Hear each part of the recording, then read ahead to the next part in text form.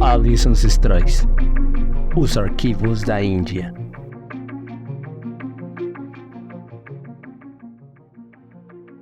Sou Enrico Vaccarini e sou antropólogo cultural.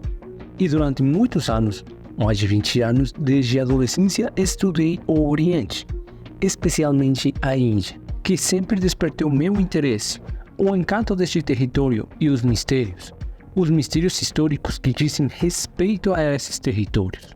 A Índia é sem dúvida o país por excelência. É a terra que desde as primeiras colonizações sempre atraiu curiosidade e interesse dos europeus, porque é um mundo totalmente diferente do tal como a conhecemos. Uma vida completamente diferente de como vivíamos, tanto ontem como hoje. É hoje mais do que nunca, com o avanço da tecnologia da sociedade em que vivemos, nós vendo essas diferenças e certamente existem muitos pontos de contato. Houve intercâmbios comerciais e culturais muito importantes e de profílico ao longo de séculos e milênios. Mas ainda temos muito para descobrir sobre a Índia e o Extremo Oriente em geral. Evidentemente, a Índia teve vários domínios, desde os muçulmanos aos portugueses e os ingleses, que infelizmente, em muitos casos, como o que aconteceu mais perto de nós, podem tendo destruído e apagado o que era patrimônio cultural e histórico que poderia ser de interesse nestes lugares. Mas parte deste patrimônio foi preservado por brahmanes, que formam a casta sacerdotal indiana. E até a data, em grande medida, também têm sido mantidas com zelo. Consideremos que as primeiras traduções dos textos sânscritos elas começaram entre o final do século XVIII e o início do século XIX. Foram basicamente os ingleses e mais tarde os alemães que ainda realizam campanhas de exploração nestes territórios atualmente, como no Paquistão. Existem também outros territórios como o Afeganistão, onde é praticamente possível fazê-lo, mas também aí, claro, quando possível, podemos voltar e escavar, a estudar, e descobrimos heranças que certamente podem remontar às origens da humanidade. Deste enorme patrimônio cultural, e por cultural quero dizer tradições, religião, espiritualidade, ciência, porque mesmo no passado também havia ciência. Nós, ocidentais, traduzimos como se estima, não mais do que 10 a 12% deste. Portanto, uma parte infinitesimal. É como se do Império Romano, de todos os textos da Roma Antiga ou da Grécia, tínhamos apenas fragmentos de textos que traduzimos e organizamos lentamente. E outro erro muito comum em relação à Índia é quando nós, ocidentais, falamos sobre a Índia, é que temos toda uma série de conceitos que estão fundamentalmente errados, porque, por exemplo, consideramos a sua religião, hinduísmo, como uma religião politeísta, na qual muitas divindades são elogiadas. Na verdade, a forma de sua religião, o hinduísmo, que é muito recente e chamada de enoteísmo, essencialmente, os habitantes da Índia têm 33 milhões de divindades que foram contabilizados pelos dois mais conhecidos como Shiva, Vishnu e Brahma, que compõem Trimurti. E há também Kali, como muitos outros. Também tem toda a série de divindades menores, mas estas 33 milhões de divindades nada mais são do que manifestações infinitas de uma única entidade, de ser um superior, intangível e incognoscível. Como nos contam os índios, esse é o princípio que deu origem a tudo. É o princípio que deu origem ao universo e aos universos, porque mais absurdo que pareça, um conceito fundamental do hinduísmo moderno é também o mais antigo. É o fato de existirem universos infinitos. Diz-se que quando, numa das muitas tradições, Vishnu criou um mundo, o universo em que vivemos, criou infinitos outros e entrou em cada um deles, para dar vida, para dar origem àquela centelha que mais tarde daria origem à vida. Podemos encontrar isso em textos como Bhagavata Purana e também em muitos outros. Evidentemente de forma mais religiosa do que científica, mas os estudiosos modernos do século passado, século e meio, eles foram os primeiros a perceber que tinha informações científicas em alguns textos sagrados da Índia. Quer dizer, pessoas gostam de Schrödinger, famoso pela física quântica e pelo famoso experimento mental com ratos de Schrödinger, que foi um grande estudante de filosofia indiana. Em sua biografia, ele ainda conta como a filosofia e a religião indianas inspiraram ele certas teorias sobre os primórdios da física quântica. Max Born foi outro acadêmico e físico muito importante e um dos pais da física quântica. E Wolfgang Pauli, que, por exemplo, escreveu o livro sobre sincronicidades como Jung, também Oppenheimer, que voltou a ser protagonista nos últimos anos graças a documentos e filmes sobre ele. Foi um momento histórico quando entrevistaram sobre as duas bombas atômicas no Japão, em Hiroshima e Nagasaki. Quando entrevistado pela televisão estatal americana, ele citou a passagem de Bhagavad Gita. Ele disse: "Agora eu me tornei a morte, destruidor de mundo." Essa foi uma frase tirada de um texto indiano porque ele tinha estudado e ficou profundamente fascinado por este mundo tão distante. Por esta filosofia, essas religiões, e uso plural voluntariamente porque elas têm sido uma fonte de inspiração para muitos cientistas além do ser fascínio pessoal. Esse conhecimento foi estratificado ao longo do tempo, no sentido em que falei antes, que o hinduísmo é algo moderno. Na verdade, é a religião mais antiga da história da humanidade, mas teve vários momentos históricos. A partir de um determinado momento, somos capazes de compreender, codificar e ajustar em um nível temporal.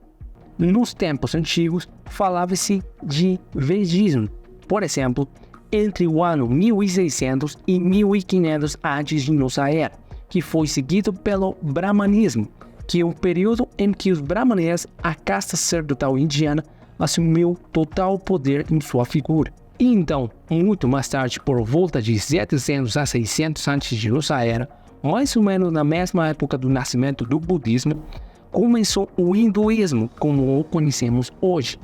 Portanto, antes do Vedismo, antes de 1500 antes de nossa era, tudo era mais nebuloso.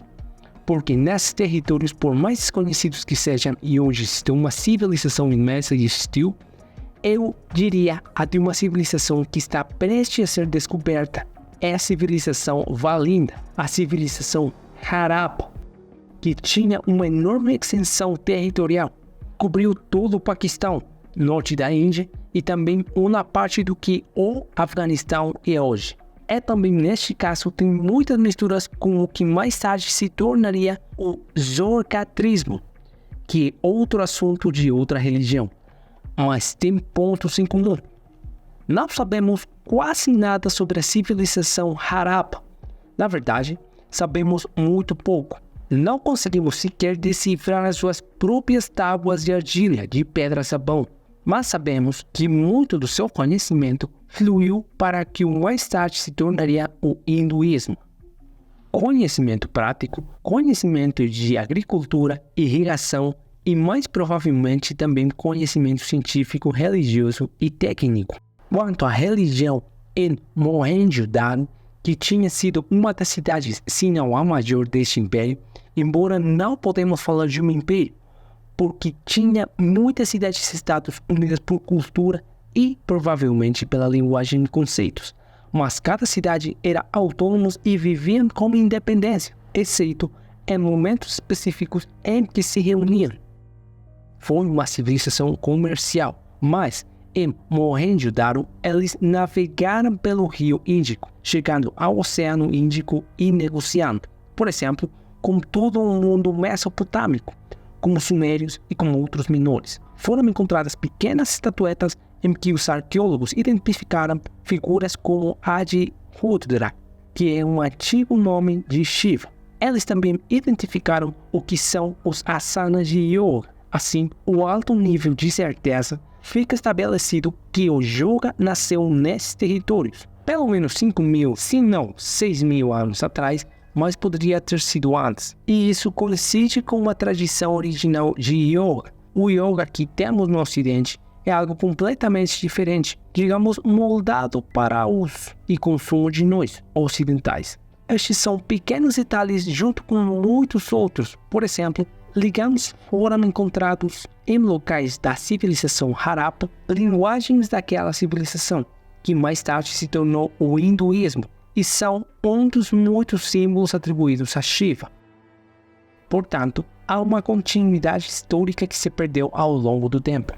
Perdeu-se em um passado distante e no que diz respeito aos da Índia. Isto não é estranho em particular, porque eles mesmos, nos seus textos, como pode ser consultado e verificado, eles nos contam, por exemplo, como depois de uma grande enchente, que eles chamam de Pralaya, que é um mito comum a muitas civilizações. Um pequeno grupo de homens e mulheres foram salvos, que então reiniciou o que a civilização tal como a conhecemos hoje.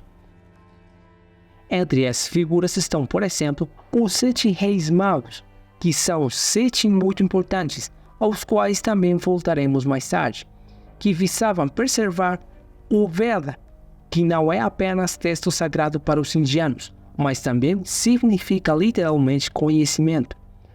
Essas figuras são tradicionalmente consideradas seres humanos terrenos, não divinos, mas é claro que, com o tempo, eles foram deificados porque seu papel e sua importância foram enormes para esta cidade.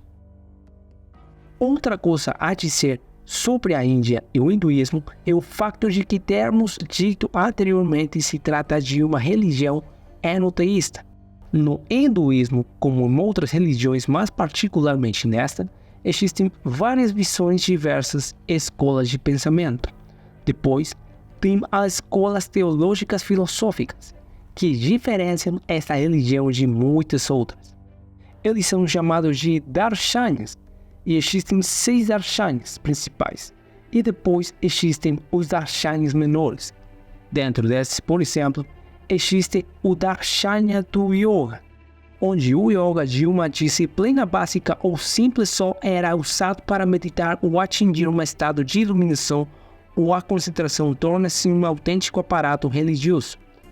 E isso, por exemplo, acontece com Patanjali, mas foi mais ou menos no século III antes de nossa era. Mas o importante é que, por exemplo, encontremos outro darshana, que é outro darshana do Vaisheshika, que é um darshana, poderíamos dizer, puramente científico, no sentido de que essas figuras estudavam, oravam, eram brahmanes para todos os efeitos e propósitos, mas sua principal tarefa era compreender a criação, compreender o mundo em que vivemos e o universo em que estamos imersos.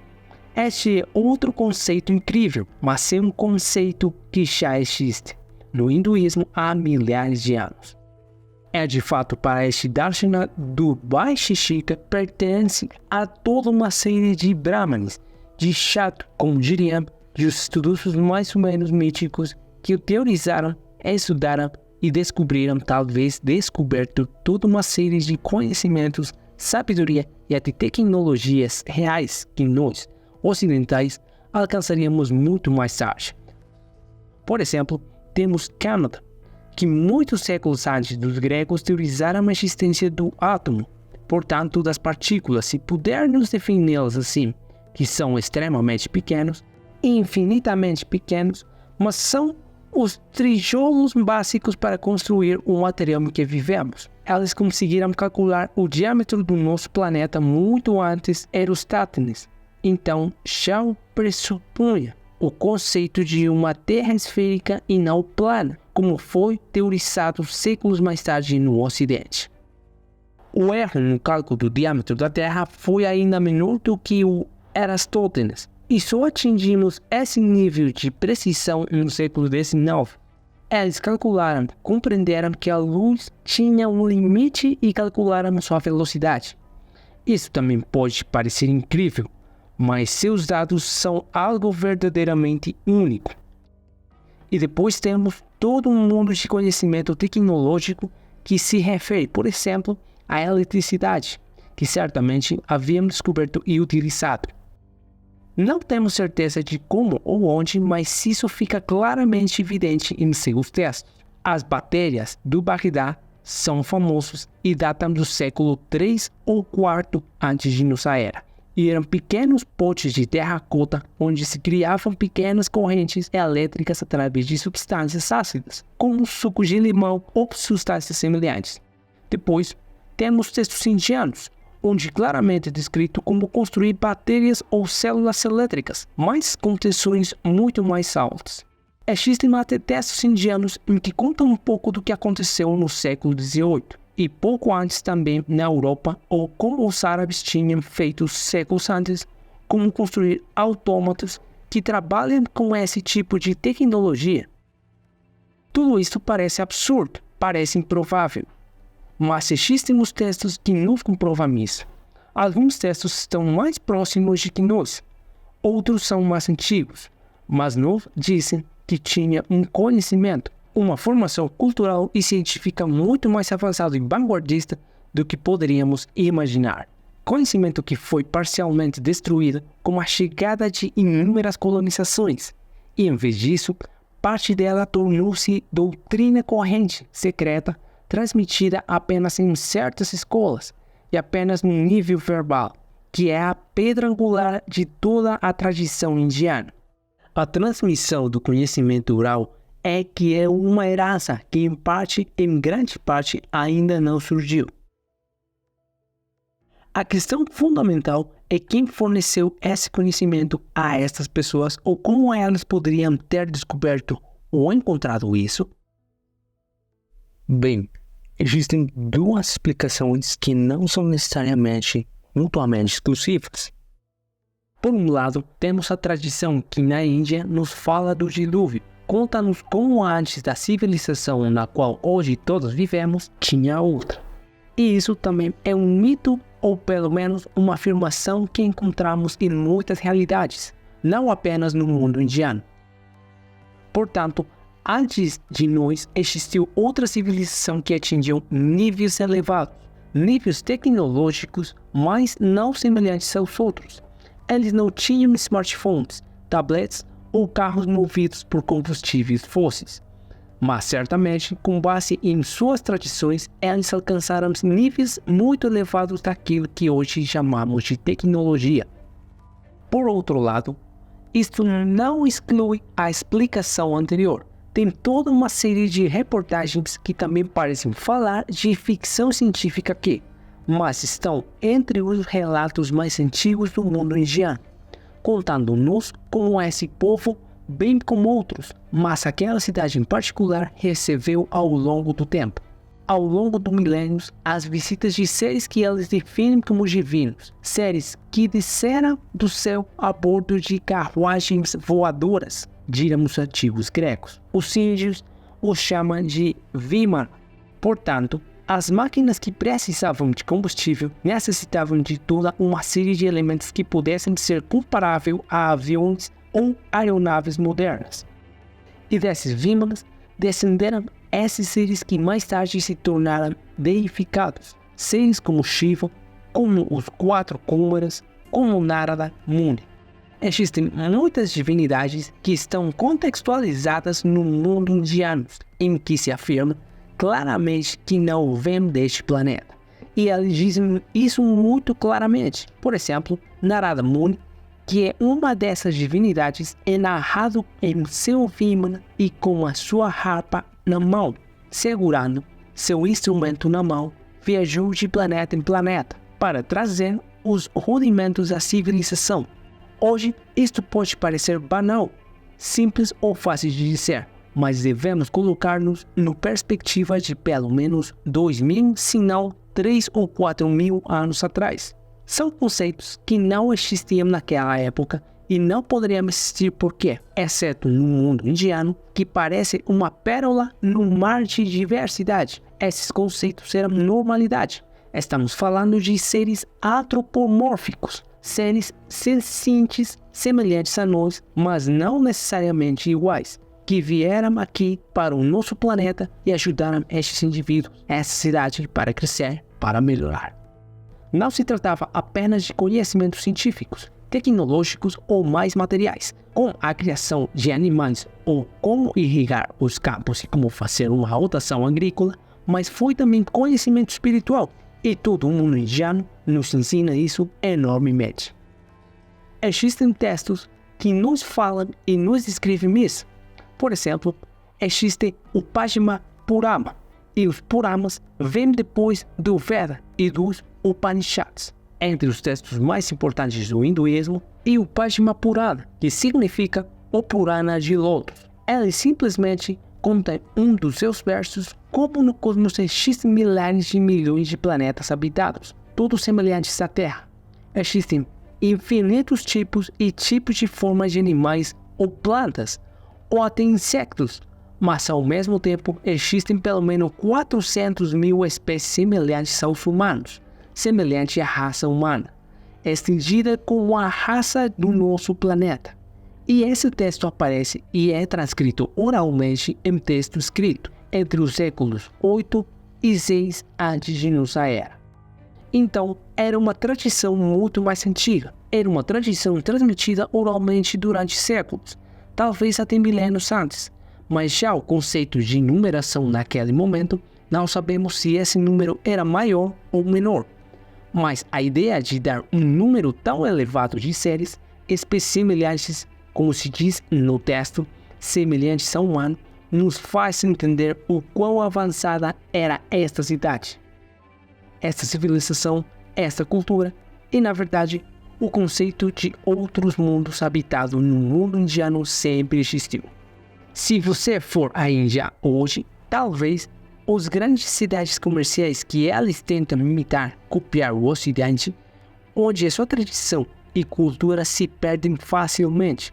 Você pode ter dificuldade em encontrar pessoas que falem com você sobre essas coisas. Mas se nos mudarmos para ideias mais rurais ou áreas onde as pessoas ainda vivem de acordo com tradições antigas, ou mesmo para o sul da Índia, falando com um dos brahmanes, certamente lhe dirão que para eles a vida no cosmos é um fato que ao longo de séculos ou milênios chegaram ao nosso planeta, seres que ajudaram, que os fizeram avançar na escala evolutiva. Dentro de todo esse contexto, há algo que é verdadeiramente fascinante e que até hoje não tem explicação. Muitas vezes, quando falamos sobre a Índia, é tudo o que tem a ver com a Índia. Você tem que vivê-la. Experimente e veja antes de julgar. Um problema com os ocidentais é que julgamos qualquer coisa com muita facilidade, desde os mais simples até os mais complexos, mas quase nunca nos aprofundamos nisso. Quase nunca vamos ver os detalhes e nos informar. E também não vamos lá quando é possível para saber mais. Na Índia existe uma forma de adivinhação no norte, mas mais especialmente no sul. Para nós, a adivinhação são as cartas do tarot ou aruspício, os horóscopos aos quais é dado um valor baseado da pessoa, mas em níveis diferentes que são mais ou menos importantes. No mundo indiano, porém, existe uma adivinhação totalmente diferente da nossa. Tem também a astrologia, chamada de Jyotish, mas também é muito diferente da astrologia ocidental. Mas a forma de adivinhação mais bela, fascinante e importante que existe, eles têm o que é chamado de folhas de palmeira ou adivinhação realizada em Nadi Shastra, que significa folhas do destino. Então, o que diz esta tradição é lenda, narra que os 7 reis magos, que são os mesmos personagens que tiveram escalpo no grande dilúvio, que percebeu o Veda, o conhecimento e que adquiriu o yoga do Senhor Shiva no Monte Kailash, que é o primeiro mestre de yoga, Adi Yoga. Esses mesmos 7 sábios praticamente conseguiram isso. De acordo com a tradição indiana, vejam em suas visões místicas, o que tem sido o caminho de bilhões de almas ao longo do tempo. Portanto, eles teriam visto as várias encarnações porque, obviamente, existe o conceito do karma, do dharma e da reencarnação no mundo indiano. As diversas encarnações que essas almas teriam tido. Então, teriam começado primeiro a memorizá-los e depois a transcrevê-los em folhas de palmeira que, aliás, é verdade que equivalem aos papiros egípcios, isto é, as folhas da palmeira indiana são um instrumento. Eram um instrumento para escrever, para transmitir também poemas épicos como Ramayana e Mahabharata, mas também para preservar esse tipo de conhecimento mais religioso. E então, com o tempo, transcreveram esses caminhos que bilhões de almas os teria seguido pelos próximos séculos e milênios. E então, os teria preservados dentro dos templos e bibliotecas dentro dos templos, onde ainda podem ser encontrados hoje. É evidente que é uma tradição, uma lenda, mas se você for para o sul, especialmente no sul da Índia, por exemplo, existe Vaideswaran Koil. Alguns nomes são bastante impronunciáveis. Este é um dos templos mais importantes e contém uma biblioteca de folhas de palma. E atrás, na parte da biblioteca, você pode ver dezenas de milhares de caracteres de folhas de palmeira empilhadas. Na prática, como funciona essa adivinhação? Como funciona essa leitura? Vai-se ao templo onde tem um Brahman, os homens dão a impressão digital, Desculpe, vou começar de novo. Os homens dão a impressão digital direita, as mulheres a impressão digital esquerda. E pontos são identificados nessa pegada. E é um número sagrado em todo o mundo indiano.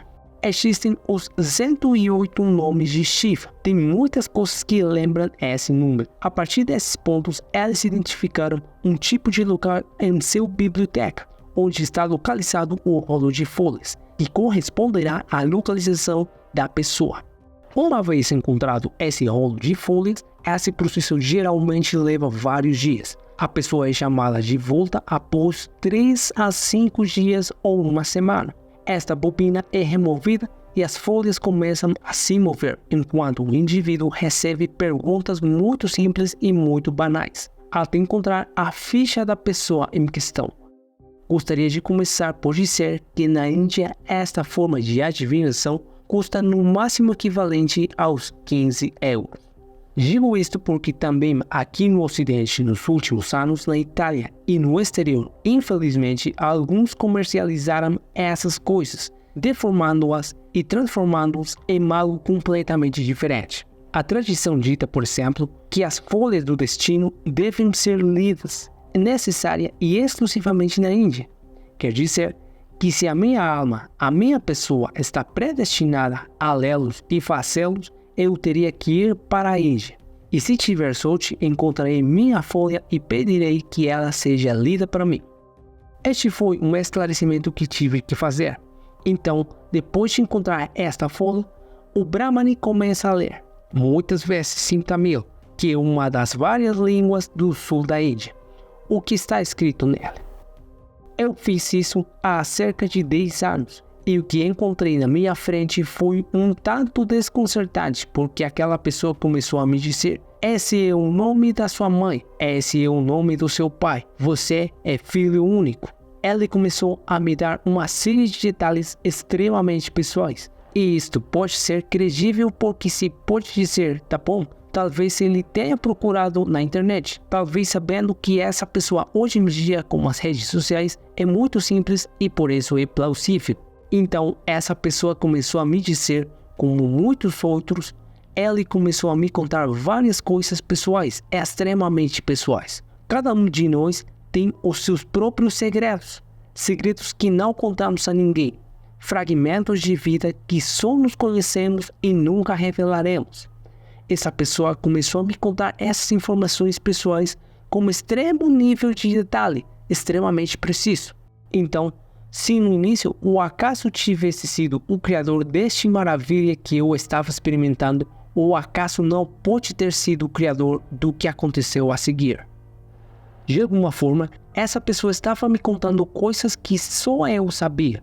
E também comecei bastante cético, porque algo assim me fez parecer impossível e impensável, mas me tornei um homem diferente. Então, nessas leituras, ele lhes conta as suas vidas anteriores, que vocês eram, o que fez, quais eram suas dívidas kármicas, e basicamente o resultado de tudo isso é conhecer o caminho da sua alma.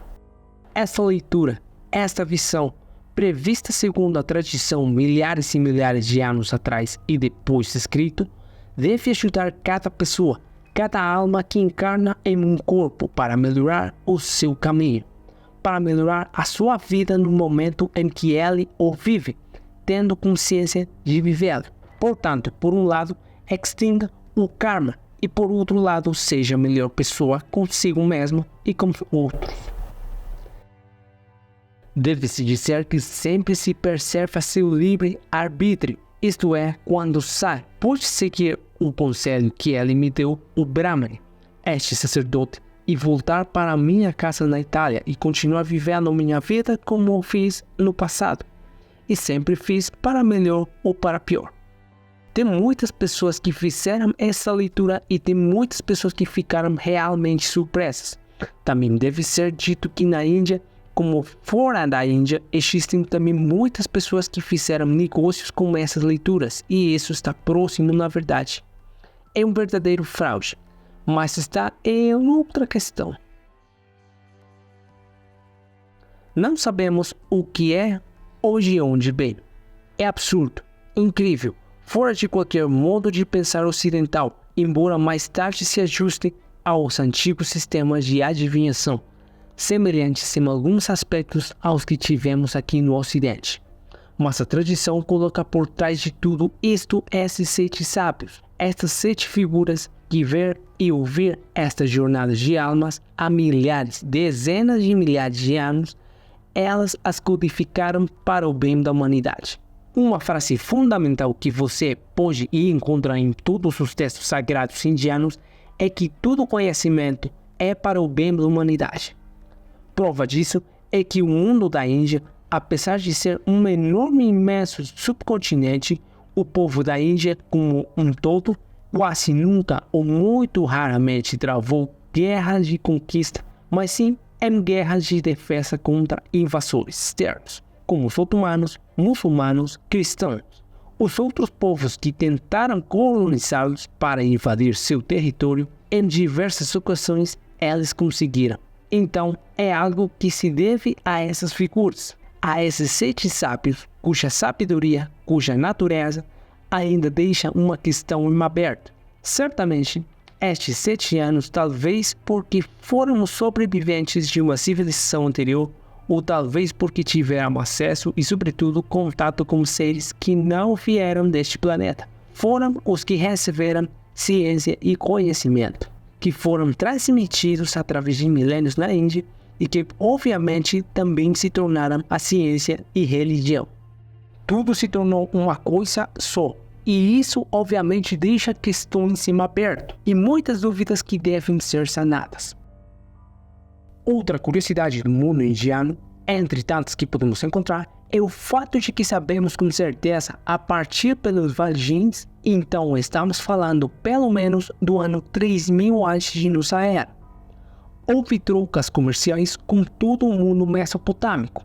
Como os sumérios, por exemplo, existem tradições que encontramos no Bhavishya Purana, que é outro texto sagrado indiano. Existe uma tradição, uma lenda, que eu pessoalmente acredito que nunca poderá ser confirmada ou refutada, que conta uma história muito particular. Conta a história de um personagem e sua esposa. Esse personagem era indiano, ele era um brahmane e, a certa altura, como aconteceu no mundo egípcio, com Akhenaton, o pai de Tutankhamon, que é chamado de faraó herege porque centra sua atenção e sua religiosidade em uma única divindade. O Bhavishya Purana conta a história deste personagem que, junto com sua esposa e seus discípulos, concentraram sua atenção exclusivamente em um deus indiano. Não está especificado qual, mas disse-nos que o nome desta figura, desta Brahmin, chama-se Abraham, isto é, em sânscrito, sendo uma língua indo-europeia. Está em negação, portanto, sem Brahman. Sua esposa é chamada como o rio Saraswati, isto é, Senhora Sara. Agora, Abraham, Abrahaman e Saraswati, que são dois nomes que nós aprendemos a conhecer desde a infância. No Bhavishya Purana é contado precisamente porque ele centralizou seu culto em uma única divindade e não em todas as outras. São expulsos da Índia junto com seus discípulos e são enviados para o que Bhavishya Purana chama de terra. Dois dos rios que historicamente são o Tigre e o Éufrates. Esta é a história. E então o que acontece? Se lermos o Antigo Testamento com os outros textos sagrados, encontramos a história de Abrão e sua esposa Sara, de todos os lugares possíveis. Na Mesopotâmia, na antiga civilização suméria, depois de ter tido contato com Yahweh, seja ele qual for, começa a sua missão. E a partir daí, começa a história do povo judeu. Obviamente é uma tradição, uma lenda se pudermos definir dessa forma. É muito fascinante, mas nos diz como talvez parte das origens da religiosidade, talvez até judaica, alguns, a partir de seus conceitos, eles podem tirar seu sangue do mundo indiano, do mundo da Índia antiga. E outro fato extremamente interessante que conecta arqueologicamente e historicamente estes dois territórios muito distantes, especialmente naquela época, é um símbolo que todos conhecemos e reconhecemos. Um símbolo chamado Estrela de David. A Estrela de David hoje é um símbolo de Israel. Está na bandeira do Estado Israel, o que é uma realidade recente. Foi criado após o fim da Segunda Guerra Mundial. Como símbolo nos tempos antigos, está ligado ao povo judeu e está bastante próximo de nós no tempo. Historicamente, vimos como as primeiras representações da Estrela de David, por exemplo, estão presentes na sinagoga de Cafarnaum, datada aproximadamente do século 3 ou 5 antes de nossa era.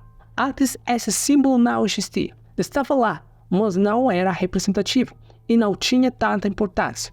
Se formos à Índia, encontraremos o mesmo símbolo que tem um nome diferente. Chama-se Shatikun, que está ligado, por exemplo, ao hinduísmo mais recente, como o quarto chakra, mas no hinduísmo mais antigo está ligado ao Matsya, que é a primeira reencarnação do deus Vishnu, o primeiro avatar dos deuses Vishnu.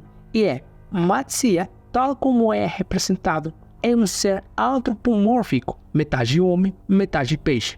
Digamos que do tronco para cima é um homem, embaixo é um peixe. Entre os vários objetos que ele tem nas mãos está um disco com uma Shatikun, o símbolo da Estrela de David. Sabemos das várias encarnações do Ser Supremo de Vishnu nos diferentes avatares, incluindo Rama do Ramayana, de que nos falam da religião, na tradição indiana. E é curioso que o primeiro deles, Matsya, este ser, este meio homem, meio peixe, corresponde com um símbolo específico, corresponde àqueles Apkallu, que foram os 7 sábios dos sumérios. Eram os sumérios civilizados, seres que naquela época também eram chamados de Oanes. Mesmo nas épocas Sumi, elas são representadas como metade homens, metade peixes, e trouxe o conhecimento de que Veda, os índios, os rudimentos para criar uma civilização no povo sumério. No mundo indiano encontramos Matsya como um símbolo mais antigo do que aquele que encontraremos mais tarde no mundo judaico, mais idêntico, ligado ao mundo indiano. Mas não termina aqui, porque se avançarmos mais para o extremo oriente, encontramos esse mesmo símbolo, a Estrela de David, aquela Shatikuna para os hindus. É encontrada sob o nome de Kagome no Shintoísmo.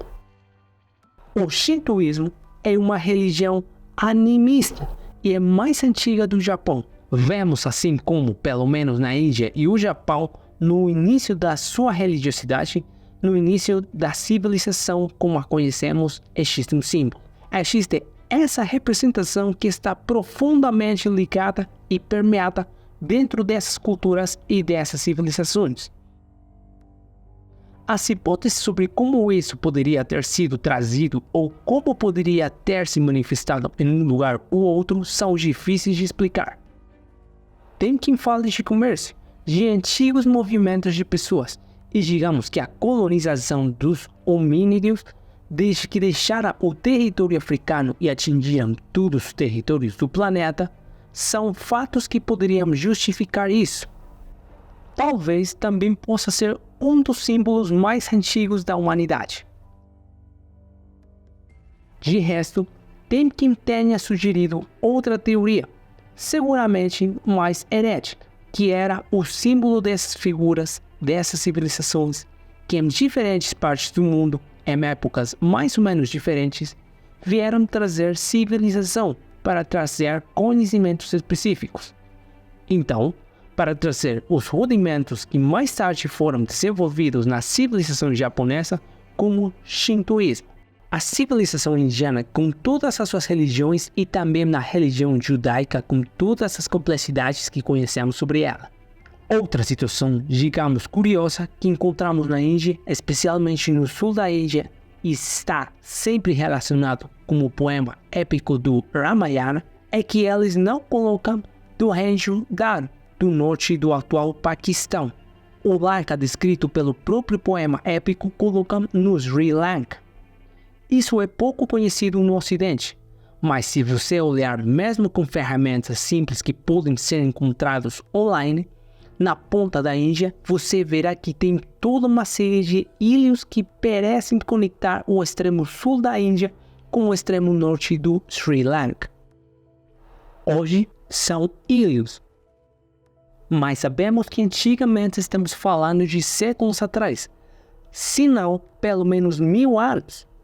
Esta era uma terra que por cerca de 37 quilômetros conectou o sul da Índia com o norte do Sri Lanka.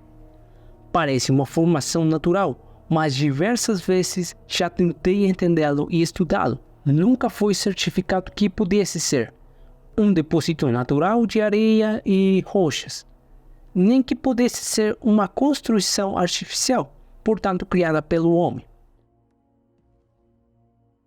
Mas há uma tradição, uma lenda, precisamente no Ramayana, que vê isso, istmo de terra chamado Ponte de Adão, construído pelos Vanara, que foi o exército de homens macacos comandados pelo deus Hanuman, com feições simiescas, que ajudou o deus Rama a se libertar para salvar sua esposa Sita, que havia sido sequestrada e subjugada pelo demônio Ravana. A tradição Ramayana conta precisamente como surgiu este exército de Vanara, que significa literalmente homens das florestas, para os quais a transliteração para homens macacos é talvez a adaptação iconográfica mais recente. Digamos porque na realidade o texto nos diz como esses homens sim eram cobertos de cabelo e viviam nas florestas, mas na verdade eles não os descrevem como macacos. Mas este grande grupo, composto por alguns milhares de indivíduos, teriam começado a pegar pedras.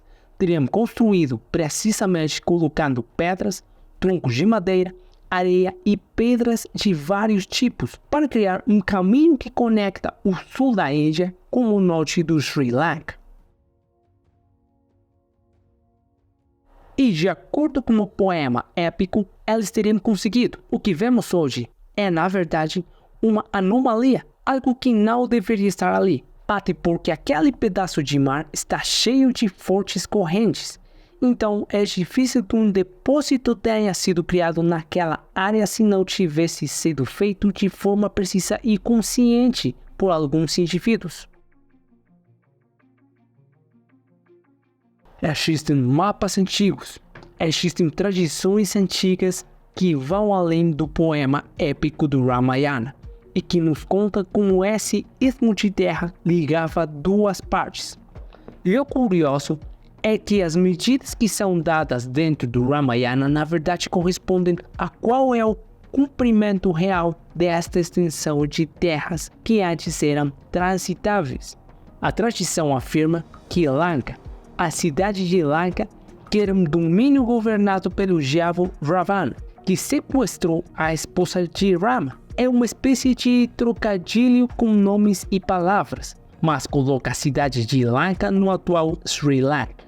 Embora o seu território, plantas e outros não correspondam ao que realmente existe hoje, séculos ou 4.000 anos atrás no Sri Lanka, contudo, a tradição popular coloca a muitos dos lugares descritos neste poema épico. Deve-se dizer, porém, que há um dos fatos extremamente curiosos. Primeiro, tem uma estrutura esculpida na rocha que hoje é um templo budista que é chamado de Sri Lanka Stairgate, ao que parece, e devemos usar o condicional para ser uma representação muito simples do que é a nossa galáxia. Não sabemos quem fez isso ou quando fez, mas a disposição de certas incisões lembra e reflete o de certas constelações, em particular, a posição de certas espirais desenhadas nesta rocha vertical. Reflete a posição de certas galáxias da nossa galáxia, na parte que podemos ver.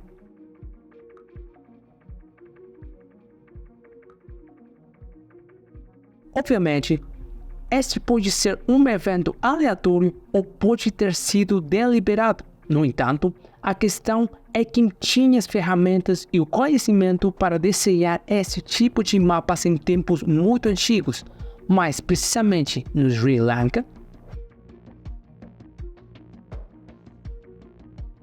Outra coisa muito curiosa é uma caverna. Uma caverna muito antiga descoberta em tempos muito antigos recentes. Estamos falando do final dos anos 90. E junto à entrada desta gruta, na parte mais alta existe uma inscrição emblemática que conta como aquela caverna foi o último cemitério de um piloto Vimana que tinha voado pelos céus algum tempo antes. Isso nos leva novamente a lembrar daqueles aviões, daquelas máquinas voadoras, para que todos os efeitos voaram naqueles céus pelo menos entre 4 e 5 mil anos, se não antes, como diz a sua tradição e talvez a história da Índia e também do Sri Lanka. Estes são elementos obviamente dispersos, mas nos dizem uma coisa muito diferente do que vivemos e conhecemos no Ocidente. Outro elemento interessante que nos faz compreender melhor até que ponto o povo indiano estava ciente de coisas que não deveria saber sobre o rio Saraswati. O rio Saraswati é, na tradição indiana, um rio lendário que até recentemente, durante algumas épocas, não sabemos absolutamente nada. Isso é mencionado muitas vezes, pelo menos 100 vezes, no texto mais sagrado do hinduísmo, que é o Rig Veda. Ele também é uma divindade, porque obviamente um rio, como outros fenômenos naturais, também são deificados na cultura indiana. Mas este mesmo rio, como um leito que parecia ter alguns quilômetros de extensão, largura como um fluxo de água inimaginável e descrito repetidamente no Rig Veda, primeiro no texto mais sagrado do hinduísmo e depois em outros textos. E depois, o que aconteceu? Até por volta de 1998-1999, tudo isso era uma bela lenda que principalmente na Índia as crianças foram contadas. Então, o que acontece? É que são usados satélites, os satélites Landsat, que foram os primeiros satélites usados para estudar e mapear o globo no final dos anos 90. Então percebemos que a área que foi dito anteriormente, este rio imenso, era justamente o rio Saraswati pelos satélites e depois pelas análises que foram feitas depois. Mesmo indo ao local, na verdade era um canal muito antigo de um rio realmente enorme que secou devido a uma série de movimentos tectônicos. Assim, a água, em vez de fluir pela superfície, em um determinado ponto foi canalizada para o subsolo. Este rio secou permanentemente por volta do ano 1900, 2000 antes de nossa era.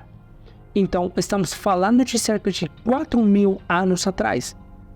Historicamente, esse é um período em que termina a civilização Valinda, mas é impossível que esse conhecimento tenha chegado ao ano 1500 ou 1300 antes de nossa era, quando a Rig Veda começa. Pelo que sabemos, e quando o Rig Veda começa a ser composto e estruturado pela primeira vez. A menos que houvesse uma ligação entre a civilização Valinda, o seu conhecimento, a sua cultura e tradição, e o que vários séculos mais tarde se tornaria a primeira forma de hinduísmo, e isso justifica a sua cultura, a sua tradição, que nos diz como o sagrado é transmitido de boca a ouvido, de professor a discípulo de forma inalterada, portanto, sem modificá-lo ao longo dos séculos. Isto poderia encontrar mais justificativa na redescoberta do rio Saraswati, que até 1998-1999 era uma lenda. Então, depois dessas descobertas feitas por esses satélites pelo grupo terrestre, isso voltou a ser realidade. Na minha opinião, isto faz-nos compreender o quão pouco sabemos sobre o Ocidente. Sabemos pouco sobre o nosso planeta, mas também sabemos menos ainda sobre tudo o que é a Ásia ou o Extremo Oriente em geral. São heranças culturais que estão muito distantes de nós, mas não necessariamente diferentes, mas historicamente distantes temporalmente, e que nos fornecem uma história que às vezes para nós pode parecer absurda ou impossível. Mas penso que é muito genuíno, porque tem muito mais provas no Oriente, no Extremo Oriente, de civilizações interiores a nós, de construções impossíveis, explicar como o conhecimento daqueles tempos, mas eles estão presentes e devem ser investigados.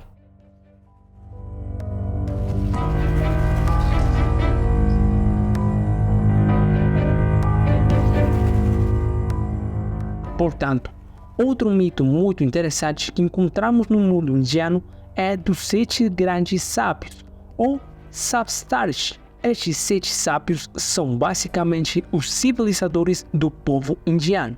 A tradição diz que Manu, o índio Noé, após a chegada do grande dilúvio, quando guardou as sementes de plantas, animais, homens e mulheres, seu principal objetivo, porém, era salvar conhecimento, que em sânscrito é chamado de Veda, como seu texto sagrado. Para guardar o conhecimento, ele pegou os Saptarshi, os 7 sábios, e os fez embarcar em seu navio. Então, depois de todos os acontecimentos, depois de um período muito longo em que o navio é jogado de um lado para outro, finalmente pousando na cordilheira do Himalaia, as águas baixam e quando a terra começa a ficar visível novamente, todos eles saem e esses sábios começam a se mover para trazer de volta a civilização entre os sobreviventes, mesmo em áreas muito distantes. Este mito, esta tradição, esta lenda é muito interessante porque nos fala de uma inundação de uma civilização anterior, de uma nova civilização que deve ser recriada para os Manus Mriti, as leis de Manu. Esses personagens eram personagens reais, eram feitos de carne e sangue que seria muito mais tarde divinizado, precisamente por causa desse papel fundamental de devolver a civilização aos homens. E o curioso, porém, é que encontramos esse mito em muitas outras áreas do planeta, e isso obviamente levanta questões. Isto é legítimo que mitos semelhantes ou mesmo idênticos se desenvolvam em diferentes áreas do planeta, mas quando estes mitos são refletidos e são totalmente idênticos, é natural levantar algumas perguntas e é natural procurar respostas. Se nos aprofundarmos no povo sumério, encontraremos o mito dos 7 Apkallu. Os 7 Apkallu são os civilizadores da civilização suméria.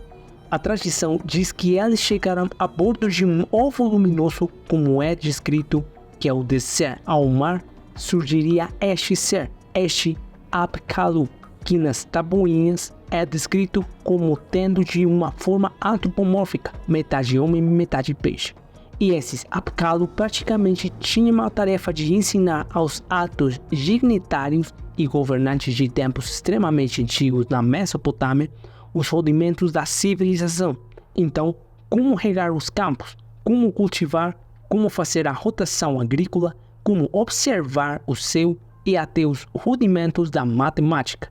Na verdade, sabemos disso através de descobertas arqueológicas nos últimos 10 anos a partir de tapuinhas que se encontram onde estava o inscrito aquilo que é a base de toda a matemática que viria depois.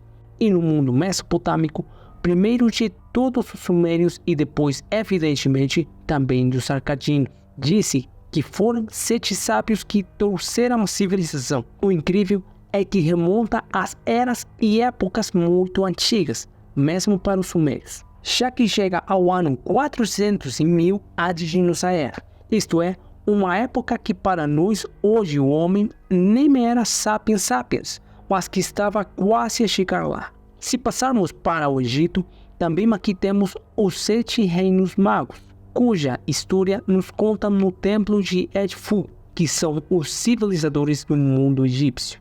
E também, como o Egito, vemos como mesmo aqui as datas comparadas com a nossa maneira de contar a história são muito diferentes.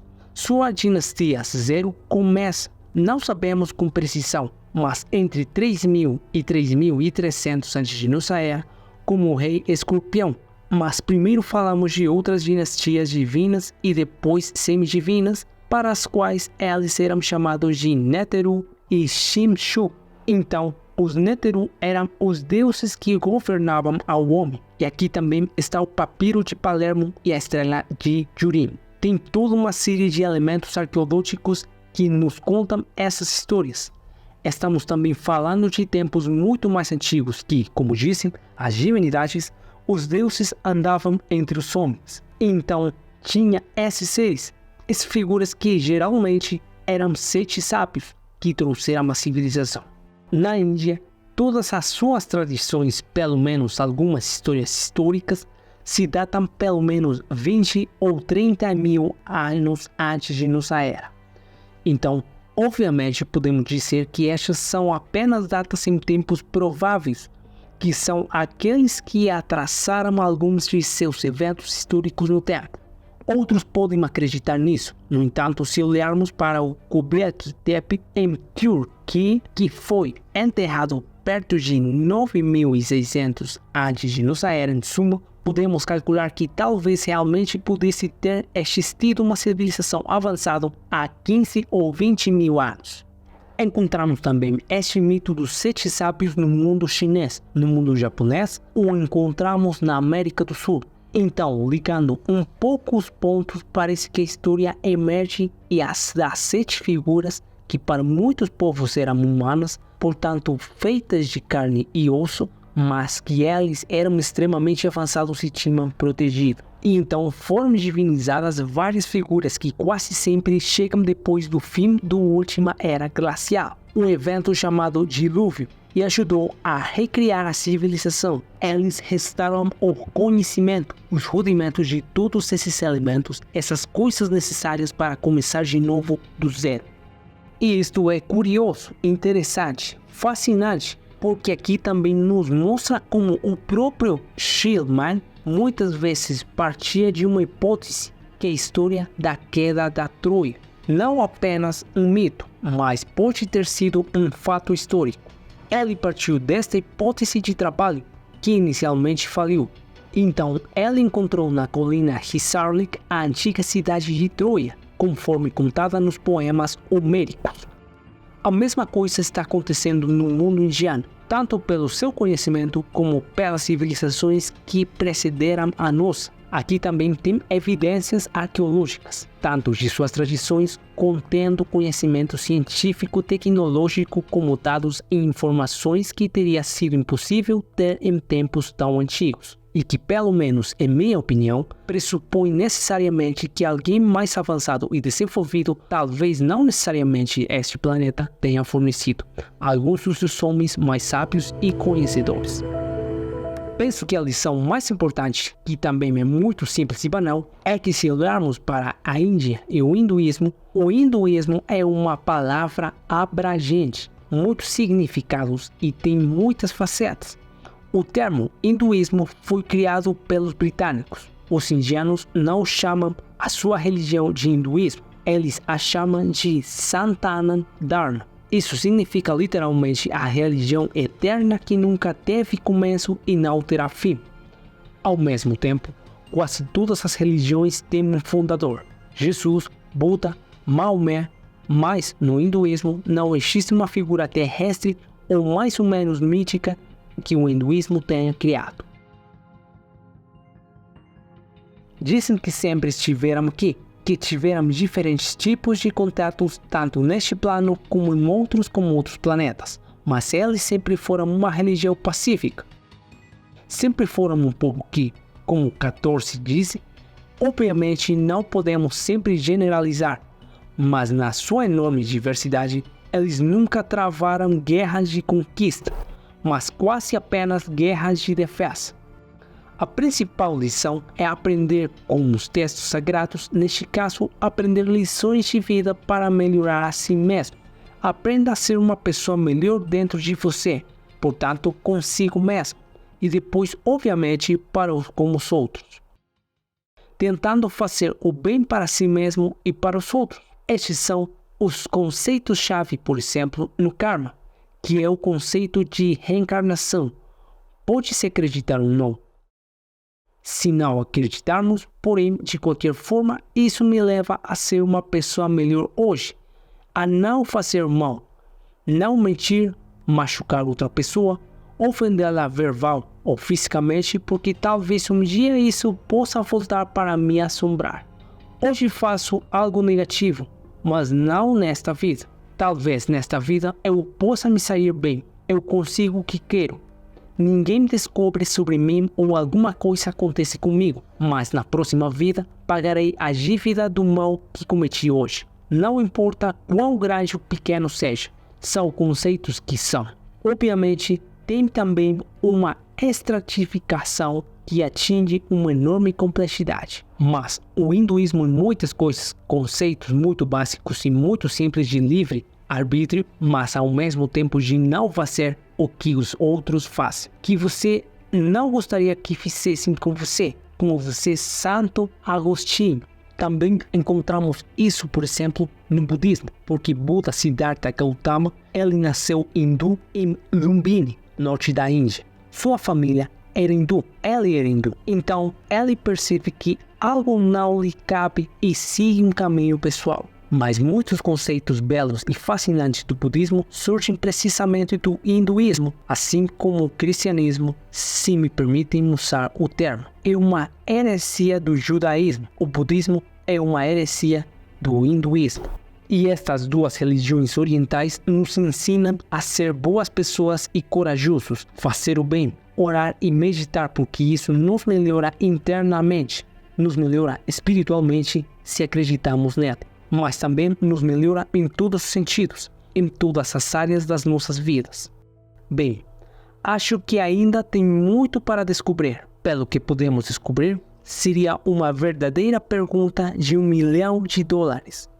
E acho que boa parte, repito, do que foi pelo menos o conteúdo escrito, muitos foram destruídos, mas alguns foram preservados pela tradição oral.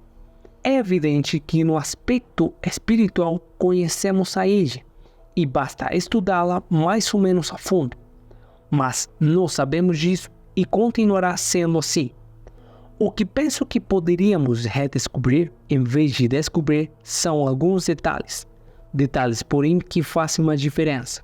Tradições, conhecimentos ou textos que talvez aprofundem certos tópicos, como civilizações ou civilização anterior à atual. Temos textos indianos e hindus que nos falam sobre essa civilização anterior, mas eles nunca entram em muitos detalhes.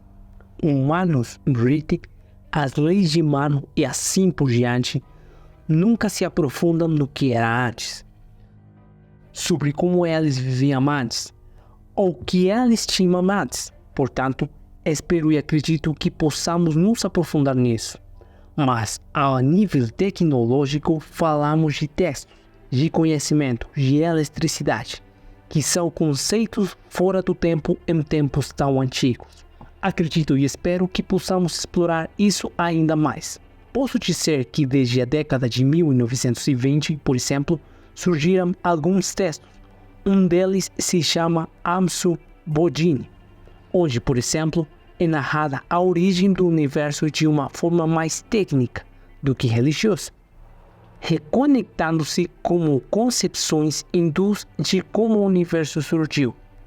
No hinduísmo, quando o Ser Supremo pensa em dar origem a tudo, um ponto de luz infinitesimal começa a crescer cada vez mais até tomar a forma de um ovo, que é o ovo cósmico comum a muitas religiões. Segundo o hinduísmo, esta bola de luz, se quisermos chamemos assim, ela continua a crescer. Depois explode e dá origem a tudo o que vemos. Um dia, em tempos distantes, tudo isso entrará em colapso em si e se descondensará a um nível infinitesimal e começará de novo. O mundo indiano é cíclico. Os yugas indianos são cíclicos. Se fizermos uma comparação com o que sabemos, parece que estamos lendo qual é a descrição moderna do Grande Bang, isto é, uma explosão há 14 ou 15 bilhões de anos que dá origem de tudo o que vemos. E um dia, de acordo com algumas teorias, terá uma grande crise e, portanto, uma contracção. Isto trará tudo de volta ao estágio inicial e depois começará de novo. O que espero é que estes conceitos que pessoalmente acredito serem um legado de uma civilização anterior ou informações fornecidas por chamadas divindades no mundo indiano podem ser descobertas.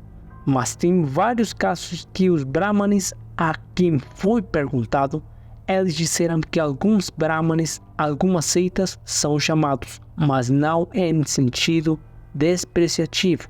Disseram que existem alguns grupos, algumas escolas de brahmanes que possuem certo conhecimento, mas a humanidade em alguns casos não está preparada, ou como já dissemos outras vezes, nas mãos erradas. Algum conhecimento pode trazer mais danos do que benefícios. E como sempre dissemos, o mundo indiano, o mundo hindu, de ontem e de hoje, nos diz que todo conhecimento deve ser dado ao homem para os bons propósitos. Isto é, para o crescimento e progresso do homem. Assim, esses 5 ou 10% crescerão durante os próximos anos ou décadas. Espero que sejam séculos. Mas não sei se algum dia poderemos ter 100% desse conhecimento. Bem, é um mundo que obviamente te fascina, te prende, te sequestra, um pouco como a saudade de África. Você é forçado, não pode abandoná-lo. Você é forçado a retornar a ele de vez em quando. Devo dizer que tudo começou porque senti esse chamado, esse fascínio. Tem que possa dizer que talvez numa vida anterior, séculos ou milênios atrás, eu morava lá, não sei, mas senti e sinto um apelo a estes lugares, a essas culturas, em direção a essas espiritualidades, e perguntar-me questões pelas quais não consegui encontrar respostas.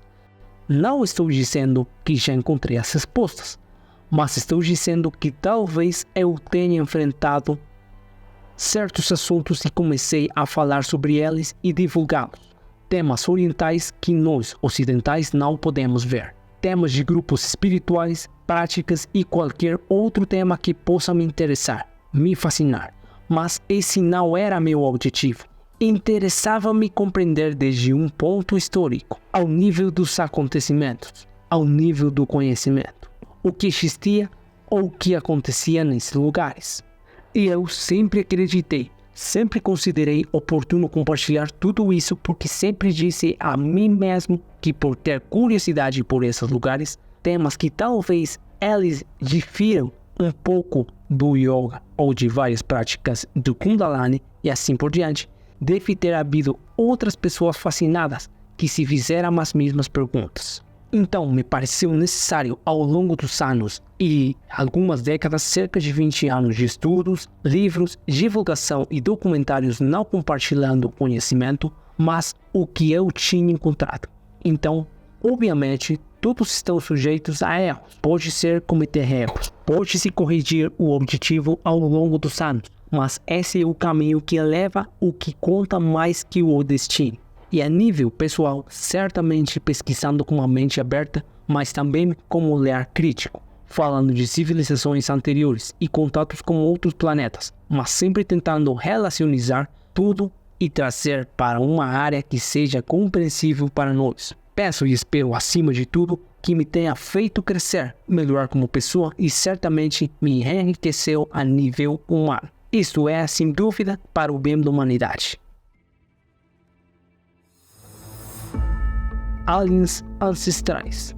Os arquivos da Índia.